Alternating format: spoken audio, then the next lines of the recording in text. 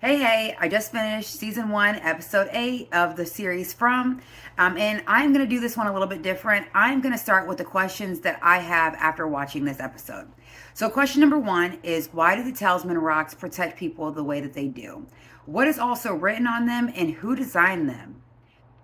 Number 2, when people enter the faraway trees, what determines where they go next? When Victor threw the rock into the faraway tree, it fell from the sky. And when Julie went into the tree, she came out into the cellar/storm shelter. Number 3, why didn't the Talisman protect the man that they put in the box after he abandoned his family and was drinking all night? When Boyd ends up going into the cave, which has an opening still, no door, the demon monsters do not attack him. So, what is the difference between Boyd having the Talisman and the other guy having it? Number 4, why do the Fromville monsters brutally attack people the way that they do? They could kill people kind of like how they killed Father Cautry, where they just cut his neck open. But it looks like all the other victims get really brutally attacked, and their torso is left open. Why is that? And number 5, why do the monsters only come out at nighttime? Here's a recap of episode 8. Last episode, all of the monsters came in and invaded the Colony House, so all of the people living at Colony House now have to find new homes down in the town. And since Father Cautry was killed last episode, Boyd goes and visits Sarah in the basement because he's the only person that knows Sarah's alive. He decides that he's going to take Sarah to the woods with him so they can look for more answers to get out of this town. But before he does that, the episode does a flashback and gives us more details about Boyd when he arrived to Fromville. First things first, he arrived with his wife Abby and his son Ellis. They are talking about Boyd wanting to buy a boat. At first, Abby and Ellis are saying that they can't afford the boat, but before they come to the tree, they actually give him keys to a boat. And there is a song that is played throughout the episode, and it says, "If I Had a Boat," and it's by the artist Lyle Lovett. In future episodes, we hear this song again, and it's played on the jukebox in the diner. I had a kind of a weird thought while I was writing this, and I was thinking, what if that is the answer to get out of Fromville? You'll find out later, spoiler alert, that there is a lighthouse. And typically a lighthouse means that there's water nearby, because that is how they're able to signal that land is coming close. So I was thinking that what if they find that there is water nearby, all they need is a boat, and then they can escape. Not quite sure yet if that's a real theory or if that's a real possibility, but it definitely came to my mind after hearing this song. And what's weird is that they played this song like 3 times during the episode. So it starts off, they're singing the song, and then Abby and Boyd sing the song together, and then the end of the episode is "If I Had a Boat" again. When Boyd, his wife, and Ellis arrive, Father Cautry is the first person that they meet.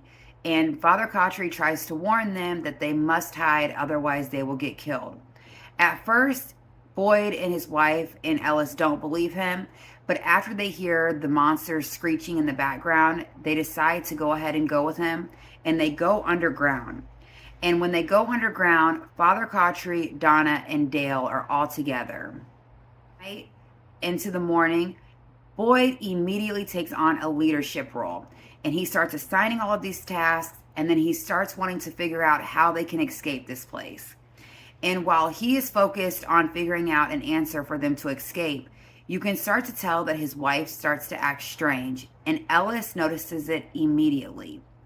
While she's talking to Ellis, she brings up that she had a dream when she was little. And if you have watched further episodes, you'll notice that that is the same exact thing that Tabitha says, is that she had a dream that reminded her of this place. Ellis becomes concerned after talking to his mom, and he tries to tell his dad, Boyd, that he needs to focus on what's going on with his mom. But Boyd completely dismisses his concerns and decides that he is going to go ahead and go into the forest and look for answers anyway. And while he is out in the forest, he comes across this dog that you earlier had seen with the boy in white. And after chasing the dog, he becomes lost. And after he becomes lost, it becomes nightfall. He hears the monsters screeching in the woods, and he goes into a cave. When he goes into the cave, that is where he finds the talisman, and he ends up grabbing them. And the reason that he knew that the talisman were powerful is because the milkman, which is one of the monsters, comes up to the cave, but he does not enter the cave. He finds out immediately that the talisman have a power to protect, and when morning comes, he goes back into town. As he's walking into town, he hears gunshots, and when he arrives, he sees that Abby, his wife, is shooting everyone. And he tries to calm Abby down, and Abby says something to Donna. She says, "It's not real. It's a nightmare. The only way to go home is to wake everyone up. You cannot die in dreams." And when Boyd finally gets her attention, they start singing that boat song again, "If I Had a Boat," or "If I Had a Pony." And as soon as they start singing that, though, Ellis runs outside. Abby turns her gun towards Ellis, and then Boyd shoots and kills her immediately. And just like previously Boyd had left Abby and Ellis, he does it again in this episode when Ellis is hurt. He decides to go out with Sarah to try to find solutions, even though Boyd knows that Ellis has been hurt. He just broke his arm. So I thought it was interesting that, again, he is choosing work over his family. Tabitha in this episode reflects on when Thomas died and how it involved being distracted by a phone call. The reason that that is interesting is because in future episodes, spoiler alert, when Jim and when Ethan answer the phone, it happens to be Thomas on the other end of the line. So I thought that that was a very interesting aspect as well.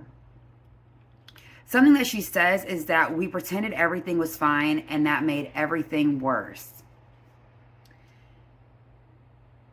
While Boyd is looking out in the forest and Tabitha is in the basement with Julie, Jim and Jade have come up with a plan that they are going to build an antenna on top of Colony House since it is currently vacant. They're doing this because when they built their antenna on top of the tree, Jim actually heard static, so he thinks that he can communicate with people if they get the antenna high enough. This episode ends with Boyd and Sarah going into the forest.